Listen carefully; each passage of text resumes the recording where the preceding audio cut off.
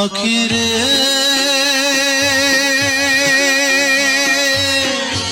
আমার দুঃখের খবর কইও পরাণ বন্ধুর কাছে।